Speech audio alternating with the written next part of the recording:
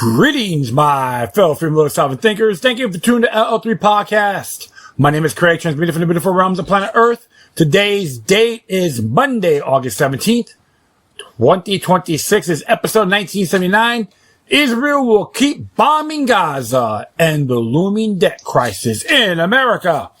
Before I proceed, you can follow me on multiple social media sites and podcast channels. Just type in Loki Luck number 3, Loki Luck Roman number 3, which are 3 eyes, or Loki Luck Roman number 3 podcast. Furthermore, if you have any questions, comments, recommendations, all that good stuff, whatever you do, please use decorum. Hit me via email to ll3.podcast@proton.me if you're going to donate. Go to PayPal.me or cash.app/Loki Luck number 3. And I'll be very frank. I know some people are trying to send me emails, a couple of emails on trying to get involved, network with them on a few things, which is cool, and I do appreciate that. I have time to respond. I do apologize, and I know I haven't did a show in a while, I think a little over a week, and I do say sorry for that as well. Just been pretty busy here where I'm at, and a few ordeals had to take care of, etc. But like I said, I don't do this full time. I always like to do this on the side, and if you want to donate, that'd be great. If not, I understand. But always share the information to folks out there. Wow. I've been reading the stuff on the Tupac case. Like, the report is going to actually it has a trial already starting. And 30 years, yeah. And people tell me about these things. Like what happened. I remember one time someone asked me about the horrific event that happened in Parkland. And one guy goes, "How come it's taking so long?" I asked him this question: "Have you ever been on jury duty?" He went, "No." I'm like, "You should." Because I remember I was in one case that I was considered a potential juror. And there was 2 counts of first-degree murder.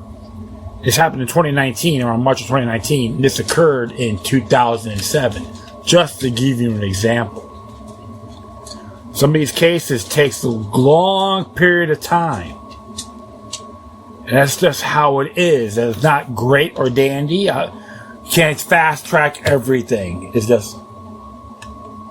really common, especially in the metropolitan communities.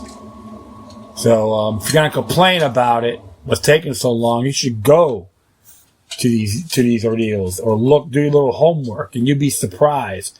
That case has been around longer than 10, 12 years. It's still open. It hasn't been have a trial yet. So just to keep that in mind, and I noticed what's happening in Bogota, in Colombia, give the thoughts and prayers that, and the people out in the Ohio Valley area, including Indiana, the central area, been flooding. A lot of insanity is going on. Even there's a big major earthquake that happened in Indonesia, but we all know too that volcanic eruption is highly active there. So always have these people in your thoughts, even what's going on in the Middle East and beyond. A world gone crazy, you could say, gone chaos. In my view, a lot of it being done by design, part of the New World Order agenda, or we call it the end times. It all coexist, you can say. And I know the Dearborn rally, some rallies supposed to happen in Dearborn, Michigan, when it comes to the city hall and so forth. And we always got to say one thing: always look at things a lot bigger than what it is. There's many people out there renounce Sharia law and even Muslims by Islam by faith. I don't have to agree with their views. But when it comes to extended appendix literature that was written, claimed by the Muhammad. However, there's accusations he was an illiterate and possibly represented the synagogue of Satan, allegedly. They claim he had a red beard. So there's something to think about. So, always, like I say, observe responsibly. I'm not going to go mudslinging, but always tell folks, statism is the most dangerous religion in the world, and it represents multiple avenues. Oh, let that sink in before you jump on that high horse. And I know there's going to be some Noahide meeting or function, convention, congressional convention in Jerusalem on November 2nd through the 6th. Don't be surprised if they'll do a ceasefire with Iran. And everyone knows that's considered holy ground as well. regardless of creed. Even though the walls were rebuilt. The original ones were demolished, destroyed, and terminated in 70 AD or CE by the Romans. So always gotta look at these areas. Don't jump on the hype and hoopla. Observe responsibly. So I was like browsing around. I know tomorrow's plus some big primary election happening in Florida. Lots of controversies. Brian Donalds, James Fishback. And I'm not going to be very honest. Always say, let them fight. If you don't want to debate, the people out there should not support that candidate. Period. Debates are essential when it comes to elections. And you assume that you have everything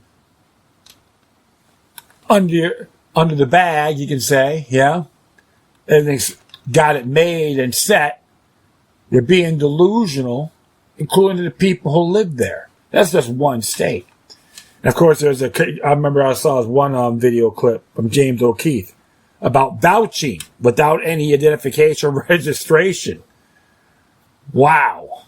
And right there, that's a problem in Minnesota, especially when it comes to Minneapolis and all that. Always question these things. And always remember, when it came to election tampering and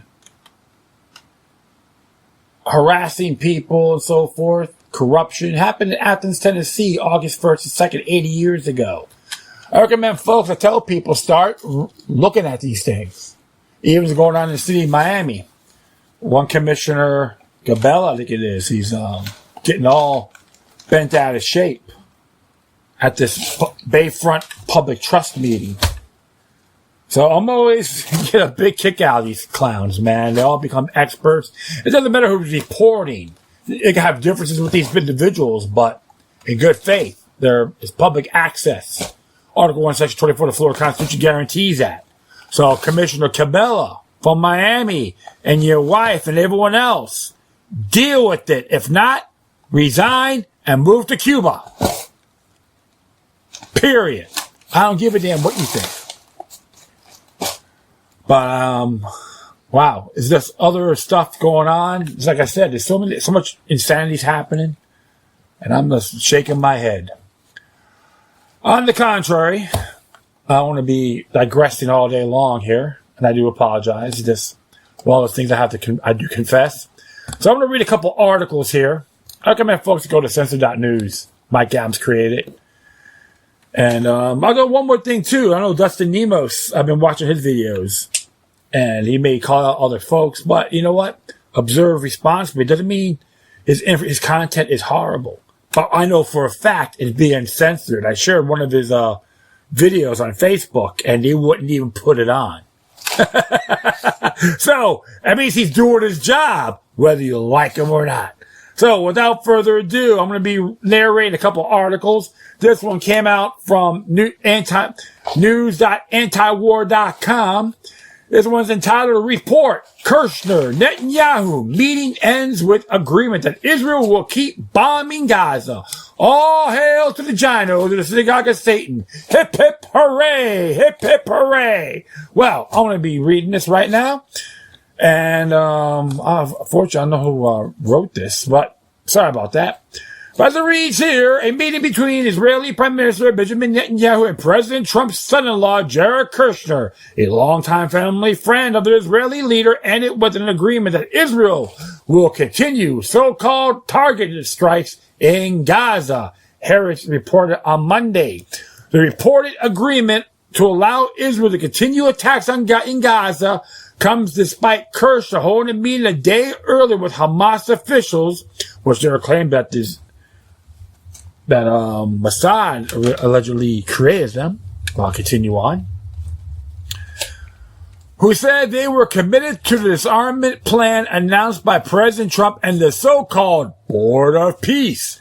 Also on Monday, President Trump told Fox News reporter Trey Yingis that Israel should stop striking Gaza because Hamas agreed to lay down the weapons, comments that Hamas welcomed through the results of the Kirshner-Netanyahu meeting suggest Trump isn't serious about putting pressure on Israel to halt all of its attacks. Kirshner and Netanyahu were joined by the Boards of Peace top Gaza envoy, Bulgarian politician Nikolai Meldov, a former British Prime Minister, Tony Blair, oh my goodness, run to the hills, and U.S. Ambassador to Mike Huckabee. I use the F word instead. F. Huckabee. Okay, so you can figure it out. Never support the man. Another ass clown with all due respect and in good faith.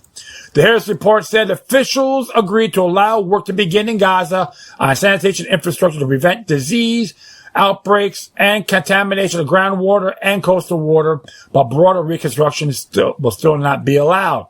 They also discussed a preliminary plan that would involve Hamas handing over its weapons to a force led by Jasper Jeffries, a U.S. Army general who has been designated as the commander of the International Stabilization Force, which is supposed to deploy to Gaza under President Trump's plan. Come disarmament, maybe a massacre after that, right? It is possible. But the Harris report said Israeli officials expressed skepticism about the disarmament plan, and Netanyahu and other Israeli officials have repeatedly rejected the overall proposal. An Israeli official told The Guardian that there has been no breakthrough in the meeting and that Israel will continue to carry out operations in Gaza.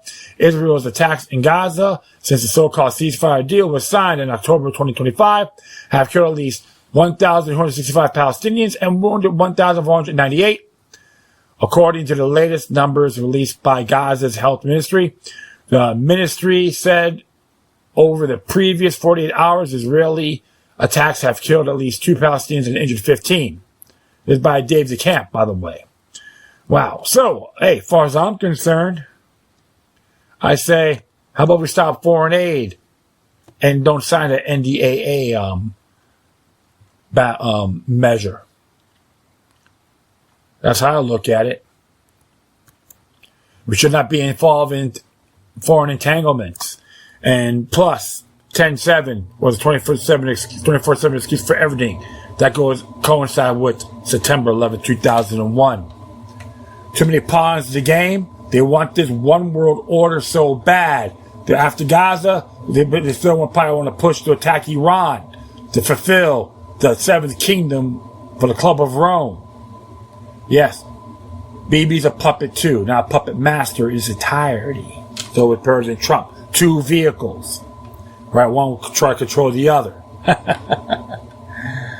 I know for sure, my friends, it's just unacceptable as far as I'm concerned. I still renounce what happened on October 7th when innocent Israeli folks got attacked, kidnapped, shot, killed. Okay? I'll let you know as a fact. I do condemn it. So I'm consistent when it comes to this across the board. I don't have to take sides. I support peace and prosperity worldwide. True peace, security, and spiritual prosperity. Not just taking over, bombing people because one gang member wants to be tougher than the other. I say end foreign aid to all nations. If you don't call me anti-Semite, then you're not paying attention. I renounce it all. I don't need foreign governments trying to tell us how to live, think, and how should we handle our money. Okay? Doesn't matter who's in there. They're both sides. 2 wings from the same buzzard. Alright, well, I want to do one more here. From the internationalman.com. Billy Ramsey wrote this. The looming debt crisis is America following the path of collapsed empires. As it reads here, debt can topple even the most powerful empires, whether it's Rome, Spain, France, Britain, or the Soviet Union. Excessive debt has played a critical role in their decline. A typical pattern in these examples of collapsing empires is stage 1, empires achieve success and become overconfident. 2, Overconfidence leads to extravagant spending on luxuries and war. 3. Empire finance this lavishing spending by going into debt. 4. The debt grows to an unsustainable level and creates a crushing burden. 5. Empires finance the debt through taxation and currency debasement. Fiat currency, you can say, folks. 6. The populace bears the brunt of debt repayment as empires raise taxes and debase the currency to the maximum extent until it causes internal instability. 7. Empires cannot finance their militaries because of their debt burden. This is usually the tipping point. 8. Unfunded militaries plus internal instability make empires vulnerable to foreign invasion, domestic revolution, civil war, and other essential dangers. 9. The empire collapses. Now it's the U.S. empire's turn. The U.S. federal government has the biggest debt in the history of the world and is continuing to grow at a rapid, unstoppable pace. Annualizing interest of the federal debt exceeded $1.2 trillion recently and is shooting higher at an exponential rate. I believe one thing, folks, whether you like this man or not, Andrew Jackson is rolling in his grave. Yeah, there may be some reservations, but on his tombstone, I killed the banks. What I read, he's the only president that actually paid off the debt after destroying the second bank of the United States. And he almost got killed for it. Let that sink in, folks. They give you a whole interest expense chart here, and it's going insane. An expenditure is here for security, interest, Medicare, health, defense, welfare, veterans, and donors. With veterans, $377 billion. That's according to the U.S. Treasury. And everything else is going up here. Social Security and all that. Wow. Therefore, I will put the footnotes. I will put the footnotes on this episode. You can read it for yourselves. Historian Niall Ferguson summed it nicely. Any great power that spends more on debt service, interest payments on the national debt than on defense will not stay great for very long. True of Habsburg Spain, a true ancient regime France, the true of the Ottoman Empire, true of the British Empire. This law is about to be put to the test by the U.S. beginning this very year. Consider this. The American populace is nearing its breaking point as taxation and inflation rise. 2. Interest of the federal debt exceeds defense spending and is set to become the biggest expenditure, and it will keep growing from there. As a result, the U.S. empire is somewhere between stage 6 and 7. The empire collapse pattern I described above. It is nearing the point where crushing debt burden will make it difficult to finance existing military spending. As we saw in the historical examples, a tipping point is reached once an empire debt burden becomes so great that it struggles to pay for its military. It's like someone waving a big red flag. The U.S. government will soon have to choose to 1. Cut defense spending amid the most chaotic geopolitical appearance since World War II. 2. Default on its promises regarding Social Security, Medicare, veteran benefits, and welfare generally. Though it may try, the U.S. government cannot continue to pay for entitlements and defense, even if their current levels stay flat in the future, but they won't stay flat. Both are set to grow significantly in the years ahead. Tens of billions of baby boomers, about 20% of the population, will enter retirement in the coming years. Cutting Social Security and Medicare is sure a way to lose an election. With the most precarious geopolitical situation since World War II, defense spending is unlikely to be cut. Instead, defense spending is all but certain to increase. Former Secretary of Defense Robert Gates recently said, barely staying even with inflation or worse is wholly inadequate. Significant additional resources for defense are necessary and urgent. The most likely outcome is that the U.S. will try to have its cake and eat it too by paying for both growing defense and domestic obligations via currency debasement. However, it will likely end up like other powerful collapsed empires that preceded it, with an underfunded military and domestic instability. If you hear it in the background, that's my dog out there, so in the background, so he's just scratching his back. The truth is that Trump cannot make America great again any more than Gorbachev could save the Soviet Union. Once an empire struggles to pay for its military, the decline is impossible to reverse. Consider this. The denarius, the Roman silver coin, lost nearly all its silver content between 180 and 280 AD. U.S. dollar has lost over 98% of its value against gold since 1971. Just as the Roman citizens realized the government was defaulting on its promises to them through current debasement, I am confident that Social Security Medicare recipients and others who have been promised something from the U.S. federal government will notice they are getting paid in debased currency. They won't be happy. Just as Roman soldiers realized they are being paid in debased currency, I am confident American soldiers will realize the same thing, and they won't be happy either. In short, the U.S. will soon reach the tipping point that has caused the collapse of other powerful empires. Its crushing debt burden is nearing the point where it will cause the military to be underfunded and eternal instability as average citizens bear the brunt of debt repayment through increasing taxation, inflation, and broken promises on Social Security and other programs. Remember, the interest expense is set to exceed Social Security and become the biggest item in the budget. It will only get bigger from there as the debt continues to grow at an unstoppable and exponential rate. Therefore, I don't think it will be long before the exploding interest expense crowds out for funding for defense, Social Security, and other domestic commitments. As what that happened, I expect the U.S. is headed for disaster of historical proportions. I am confident that the collapse of the U.S. empire, which has been in place since the end of World War II, otherwise known as the U.S.-led world order, could happen a lot sooner than most realize. The global geopolitical situation was already trending toward a multipolar world order.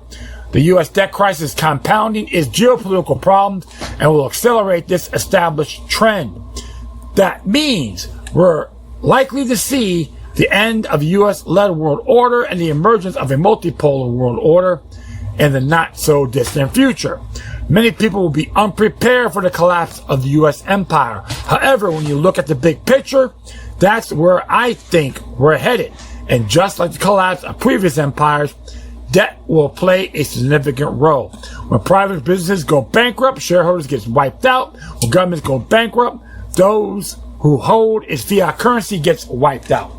Given historical examples, one thing I think we can be sure is that the U.S. government will try to service its debt costs with currency debasement, just like many empires that collapsed before it.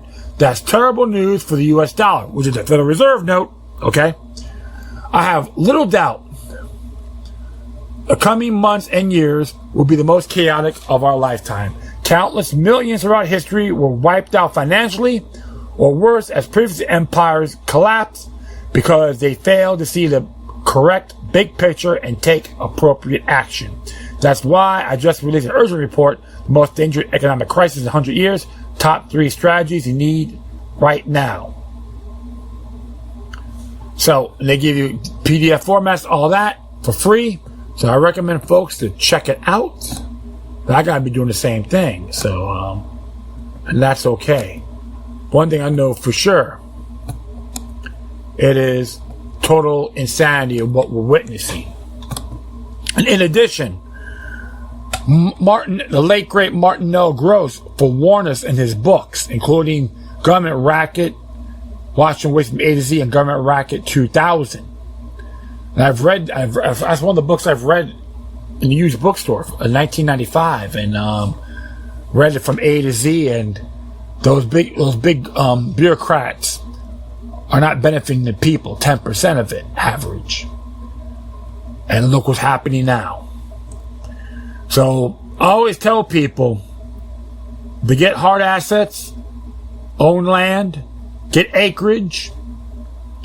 Screw the housing communities, HOAs. They don't give a damn about you because they got to be hurting as well. Don't get caught in that hoopla. Don't take things for granted. Prepare yourselves the best you can. If you got to go rule, so be it.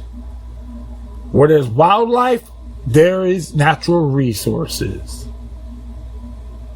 The cities can become graveyards.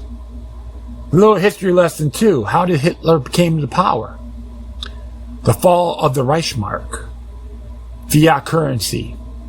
And I can say the Jews, this, Jews, that, but I call them the Ginos. Bankers were responsible for that. Because I'm not going to do it on a collective scale. You got folks out there that are imposters. That's what I call them, the synagogue of Satan.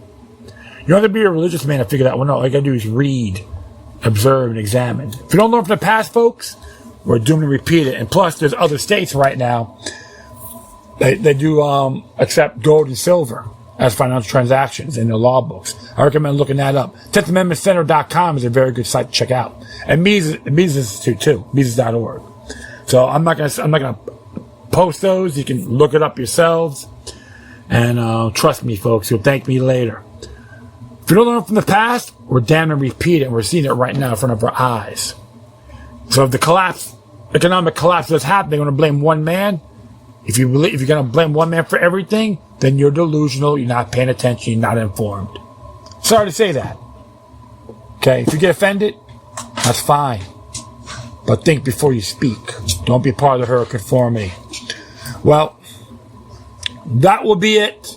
I'll thank everyone for listening. Plus, feel free to download and share us to social media networks. If you have any questions, comments, recommendations, all that good stuff, whatever you do, please use decorum. Hit me via email to ll3.podcast@proton.me. If you're going to donate, go to PayPal to me or cash.app/local3. And I know I've been lackadaisical. I'm trying to find other avenues to do donations. And trust me on that. So, hey, I admit it. So but I'll let you know when that time comes. All right. If you want to support Anti-War and International Man, do so. Tell them LL3 sent you. So let you folks know. We're going to give you content to make you think, prepare, be vigilant.